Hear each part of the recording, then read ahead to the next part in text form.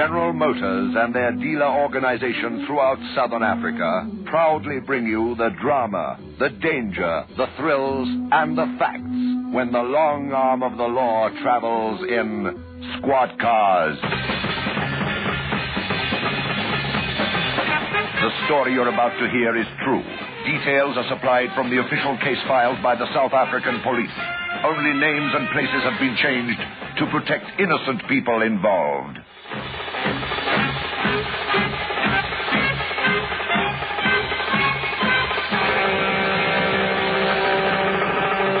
11:40 on the 7th of February. A flat in Delano Court, Jeppy Street, Johannesburg. The occupants of the flat, Mr. and Mrs. Perry Brinkman, have just come home from a party. What do you want to do that for? I want to bang the door. I'll bang it. Yeah, that's your frame of mind, is it? Yes, it is. Well, calm down. It's all over. What precisely do you mean by that? Is it all over for good? Or you mean the agony at that party is over? Well, just leave it alone. I want you to know that I've just about had enough. You made a fool of yourself, and you made a fool of me. Everybody was talking about it. About what? The way you carried on with that Harding woman. Oh, a mild flirtation. Nothing to it. Nothing to it, eh? Well, just look at yourself in the mirror. Yeah, something bothering you? Eh? That's lipstick round your mouth. Mrs. Harding's She lipstick. didn't mean anything by it. She had a bit too much to drink, that's all. I wonder how you'll carry on when I start this little game. Pack it up. Don't you talk to me like that. Who the devil can that be at this time of night? Well, aren't you going to answer it? Honestly. Where is he? We don't want any trouble, please. He didn't mean anything by it. Get out of my way! Perry, he's got a gun.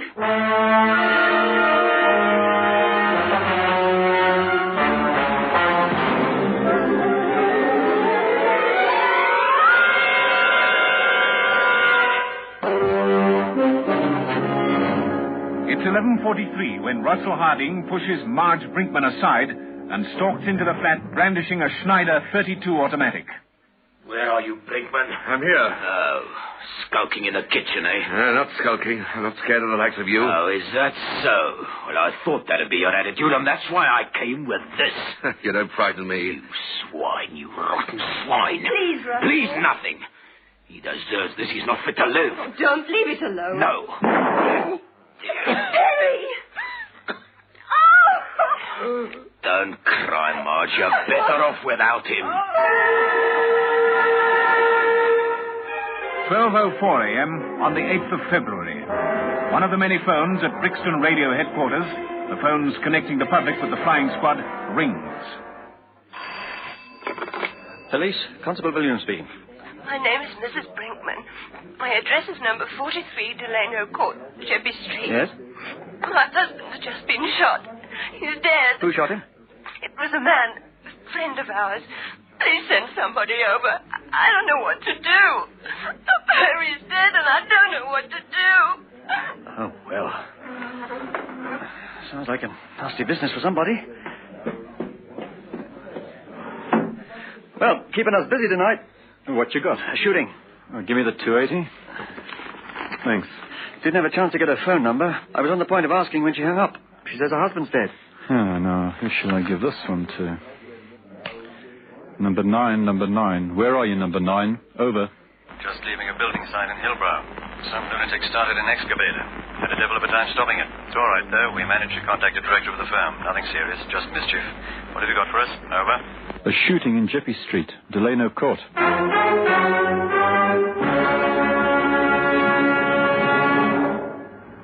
The name's Brinkman. The flat number is 43. She says that a friend of theirs did it. Over. Light control. We're on our way. Over and out. Domestic trouble, sir. Sounds like it, doesn't it? Yes, sir. Right, get this thing moving. Yes, sir. Delano Court. Can't remember seeing that one. It's quite near the post office. Go via Klein and King George Streets. That's your quickest route. All right, sir. 12:15 a.m. Car number 9, driven by Constable Maxwell and crewed by Warrant Officer Pringle, arrives outside Delano Court.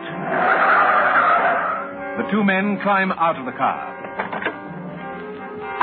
They go into Delano Court and take the lift to the 4th floor. Number 43 is next to the lift. The door is open. Mrs. Brinkman? Anybody there? Yes, please come in. Good morning. Morning. What happened? It was Russell Harding, friend of ours. There was some nonsense at a party. What sort of nonsense? Well... Come on, Mrs. Brinkman. I know how difficult it is for you, but you must try and pull yourself together. It's too dreadful. Perry's dead. It just isn't bear thinking about. Awful. Awful. I'm sorry. It's all right, Mrs. Brinkman. Whenever you're ready. Well, we met at the Hardings a year or so ago. We got to know them through some other friends of ours. We seemed to hit it off as a foursome. We went everywhere together. I didn't know that, well, Perry had developed a thing about Joe. Who's he? No, it's short for Joanne. Joanne Harding. It started innocently enough. Little remarks, jokes. I had no idea it was leading up to something. But that's what happened. They began, Joanne and my husband, to see each other alone, if you understand what I mean. Yes, perfectly. Go on. Russell, that's Joanne's husband, became suspicious, and he had a private detective put on to following Joanne. That's when it all came out. There was a big scene then. But they both promised that it was all over. They said they'd been very foolish. They said they wouldn't see any more of each other. Anyway, we went to a party tonight, not knowing that the Hardings would be there. It was awful. And this thing that Joanne and Perry had for each other started all over again. They disappeared from the party, and someone said they were in the summer house by the swimming pool together. I knew there was going to be big trouble, so I went down to the summer house and dragged Perry home. I wanted to get him away before Russell got hold of him. Russ has got a terrible temper, you see. It nearly came to blows the first time, after the private detective. Well, we were here, hadn't been home more than 10 minutes. When the doorbell rings, I went to open the door, and there's Russell with a gun. He pushes me aside, comes in, and... Oh, you can see what he's done. Yes, it's a bad business. I never thought it would come to this. I always warned Perry of big trouble, but... I mean, who can foresee things like this? Russell came in like a maniac. I've never seen a man in such a state. Well, Mrs. Brinkman, there's nothing we can do for your husband. Yes, I realize that. Have you any idea where Harding's gone? No, he just walked out. I seem to remember hitting him on his back with my fist. He just walked out. Did he come here in a car? He must have done. Did you perhaps go out onto the balcony and see him leave? No, I tried to pull myself together, and I phoned you people. I see. Have you got his address? Let me see. Yes, it's 611. It's Tilbury Heights. Bruce Street, Hillbrow. Bruce Street, Hillbrow. All right, Mrs. Brinkman. The constable will stay here with you while I go down to the car and report what's happened to the murder squad.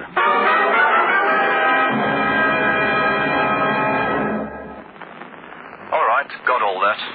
We'll get hold of the district surgeon and pass it on to the Brixton murder squad. Over. It seemed like a good idea for Maxwell and I to go to that address in Hillbrow. It's possible that he's pitched up there. Over. All right. If you need help, just report in. Over. Will do. Over and out.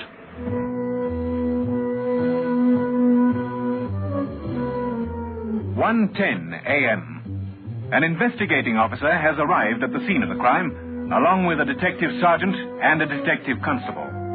A doctor is there, too. As soon as he's able, Warrant Officer Pringle leaves the flat in Jeppy Street, along with Constable Maxwell. They descend to the street below and climb into squad car number 9. Sir? We've got a little call to make. We're going to the killer's flat, sir. The alleged killer's flat. The man's innocent until he's proved guilty. All right, sir. It's just a technicality. But there's an eyewitness, Mrs. Brinkman. True. I don't think a judge and assessors will have much trouble reaching the same conclusion as you did.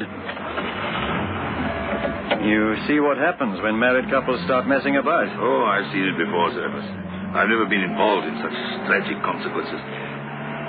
Which street is it, sir? Bruce Street. Right, sir.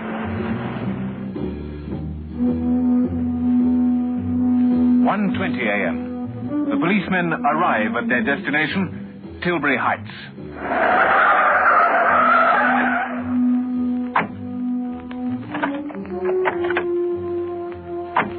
Constable Maxwell is already heading for the entrance when he notices that the warrant officer is making for the basement. No. We're going this way, through the garage. I want a word with the night watchman. He's over there, fast asleep. Come on, you. Wake up. Hey, wake up. Come on, sit up. Oh, yes, Papa. There's a Mr. Harding lives in these flats. Do you know him? Yes, I know him. Uh-huh. Well, which is his car? Just a minute, Buzz. Buzz Harding is not here. He parks over there in bay number 13. He's not home yet. Does he always park his car in the basement here? Excuse me, Buzz. I mean, does Boss Harding sometimes leave his car in the street, perhaps? Maybe sometimes, sir. I don't know. Has he been in here tonight? No, sir. Well, how do you know? You were fast asleep. I'm always hearing the cars. He's definitely not been here. All right. You can go back to sleep now. Come on, Maxwell. 6th floor for us.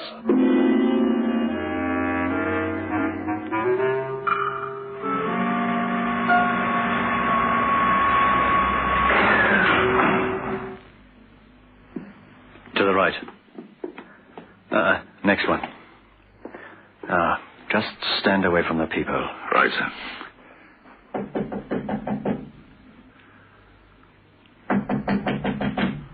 Try the bell, sir. Looks as though we're in luck, Maxwell.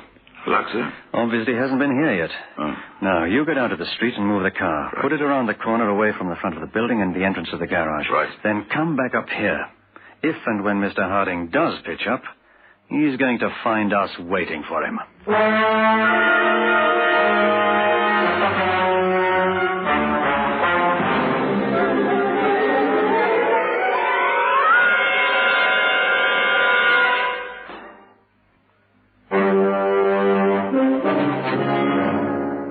A.m. Constable Maxwell, having parked the squad car out of sight, returns to the building to find Warrant Officer Pringle in the foyer, scanning the board bearing the names of the occupants of the flats.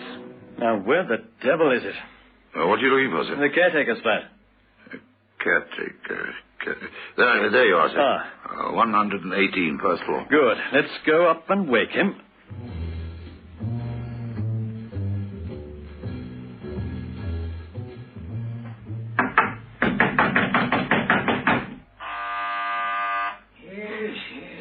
I'm coming. Who is it? Police. There's never a minute's peace around this place. Police. So one thing it's another. Trouble with the staff? Trespassing or something? No, it's nothing like that, sir. The people in 611 have been involved in a shooting incident. Is that so? I'd like the key to 611, please. What for? Well, there's a chance that Harding will come back here. We want to be in the flat when he arrives, sir. Well, if I can help it. Well, what do you mean, sir? How do I know that you're telling the truth? Oh, for goodness sakes. How do I know you are who you say you are? All right, you are. Here's my certificate of appointment, sir. See the photograph? That's me. Yeah, it seems to be all right. But I'm not giving you the key. But why not? Where's your warrant? You people can't just go bursting into other people's homes. Let me see your warrant. You're being unreasonable, sir. Harding is a murder suspect. Anyway, we don't need a warrant. I can't believe it. Altogether too nice for that sort of thing. Very nice people, the Hardings. Never any trouble. Look, Mr. Smithers. Well, Mr. Smithers, give me the key to Harding's flat. We're not going to touch anything. I just want to be waiting for him when he arrives home. No, I can't allow it. It's more than my job's worth. Well, sir, you're being deliberately obstructive. You're entitled to your opinion, of course. All right, I'll just have to make other arrangements. Yes, you do that. You know what your job entails, and it's the same with me. Come on, Maxwell. Miserable old devil.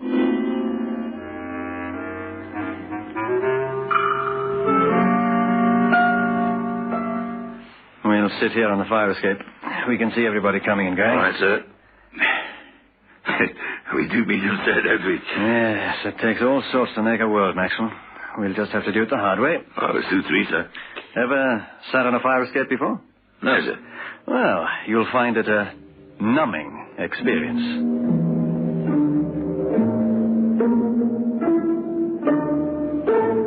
2:20 a.m. The weather is decidedly chilly for February. Constable Maxwell is wishing that he had a jersey on under his tunic when they hear the approaching clatter of a woman's heels. What do you bet this is Mrs. Harding? I think so, too, sir. If she stops outside 611, then it's her for sure. Come on, Maxwell. Mrs. Harding? Oh, you gave me such a shock. Sorry, we're actually waiting for your husband. Oh, I see. Why? Where is he? I don't know. What's been going on? Isn't your husband with you, Mrs. Harding? No, we were at a party together, but we left separately. I see. What time did your husband leave the party? Look, would you mind telling me what all this is about? Is your husband with you? Downstairs, perhaps, parking the car? No. That's a pity. I'm afraid there's been some bad trouble, Mrs. Harding. Your husband shot and killed Mr. Brinkman earlier tonight. He did what? I'm afraid so. But not Russell. He couldn't. He didn't care that much. I've had the whole story from Mrs. Brinkman. You're not pulling my leg, are you? No, I'm afraid not. Perry dead. It's hard for me to...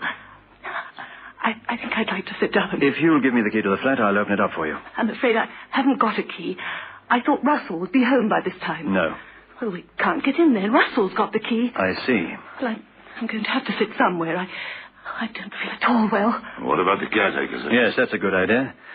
You can get the pass key from him, Mrs. Harding. He's a crusty old devil. He wouldn't give it to us. All right. We'll go down together.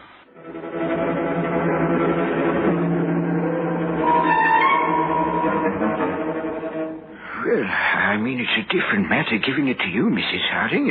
These men may be policemen, but they're strangers to me.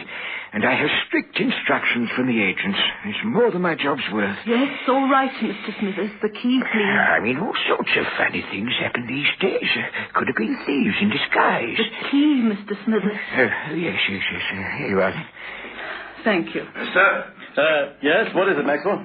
A man just got up in the lift, sir, to the 6th floor. Did he see you? No, sir. What did he look like? Medium height, stocky, dark, navy blue suit. Wavy hair? Yes. That's Russell. I think you'd better stay out of this, Mrs. Harding. Why, what are you going to do? We're going to arrest him, and he's got a gun. You mean there's likely to be shooting? That depends on your husband. Do me a favor, please. I will if I can. If there's any trouble, call me. Let me talk to him. All right. Come on, Maxwell.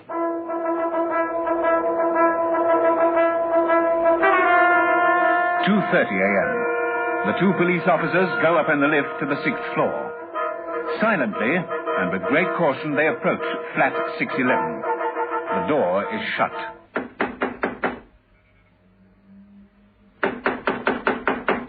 Who is it? Police.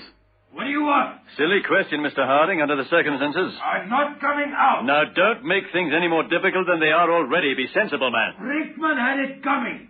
He only got what he deserved. That's not for me to decide. Yeah, he's been getting on with my wife. She's as bad as he is. Yes, I know the whole story. I'd advise you to pack it up now. They started again at the party tonight. Come on, Harding. Be a sensible chap. Open the door. Not on your life. Then we're going to have to break it down. I've got a gun here. Put your shoulder to that door and you've had it. We've got guns too, you know, Harding, and there are two of us. I don't care how many of you there are. Put your shoulder to that door and I'll shoot. Sounds as if he means it, sir. Yes, well, we'll soon see. Now, just get out of the line of fire. I'm going to bend down and thump the door with my fist at the bottom. Right, sir. We're coming in, Harding. Well, I've told you what you can expect. You see, I'm not fooling around. You're being a fool, man. I've killed one man, so it doesn't matter now. What do we do now, sir? I think it's a job for the captain.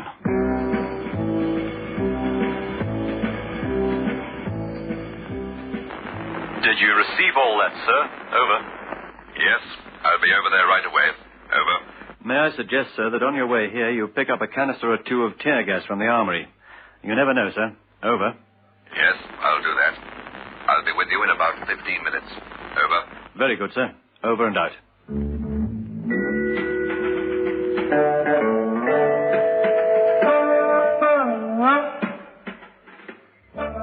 And that's where he blasted us through the door, sir.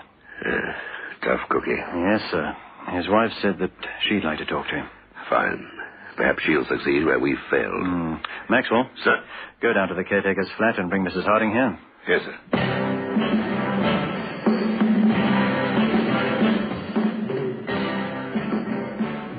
along, Mrs. Harding. Talk to him.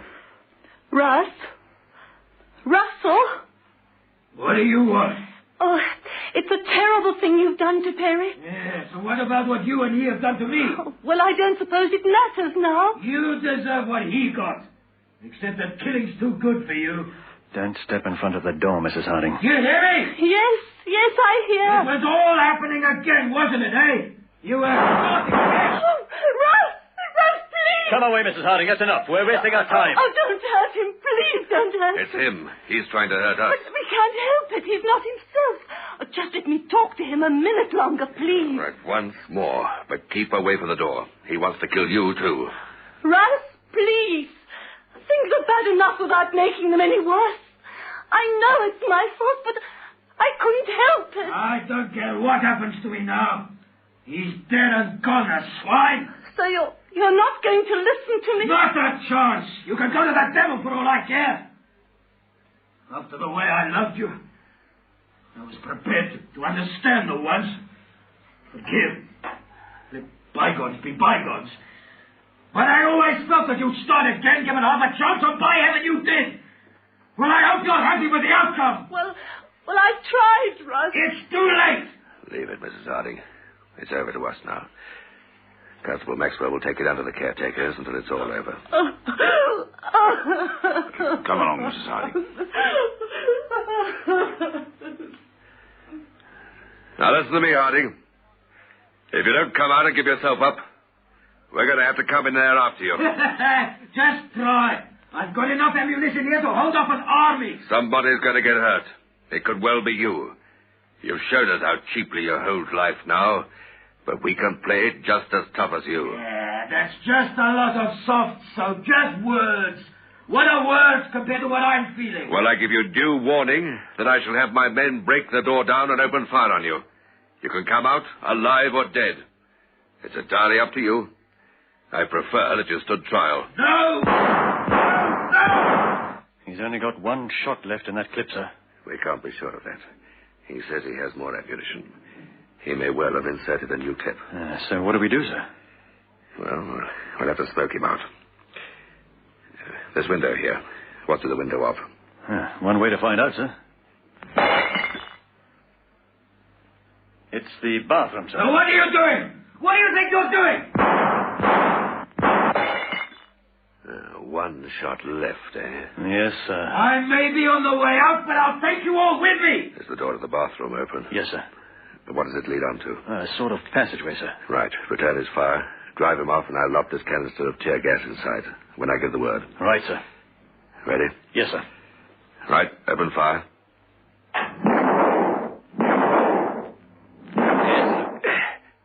Here's the canister. Tear gas, eh? Well, it'll need more than this to get me out.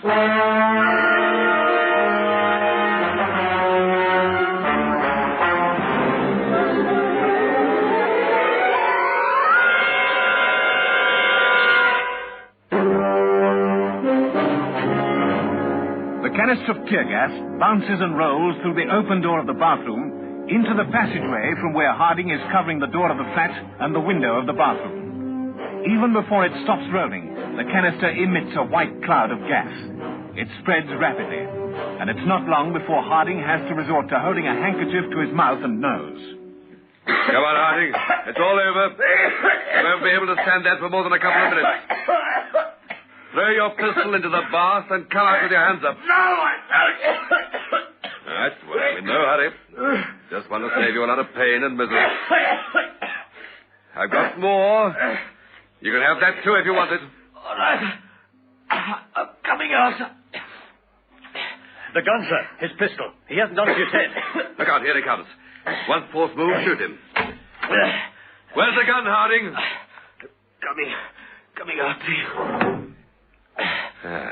Now pick up the gun, Constable.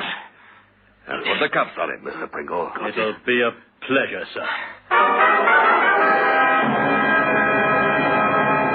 At his trial, evidence was led to show that Harding left the party at which his wife had misbehaved with Brinkman. He'd gone home, collected his pistol, and driven to the Brinkman flat in Jeppy Street. The judge decided that, due to extreme provocation, there were extenuating circumstances, and he sentenced Harding to life imprisonment. They prowl the empty streets at night, waiting, in fast cars, on foot, living with crime and violence. These men are on duty 24 hours out of every 24. They face dangers at every turn, expecting nothing less. They protect the people of South Africa. These are the men of Squad Cars.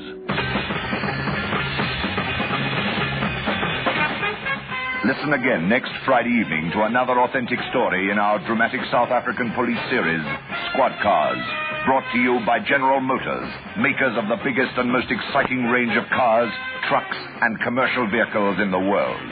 Cadillac, Buick, Oldsmobile, Pontiac, Beaumont, Chevrolet, Opel, Holden, Vauxhall, Bedford, GMC, and Ranger, South Africa's own car.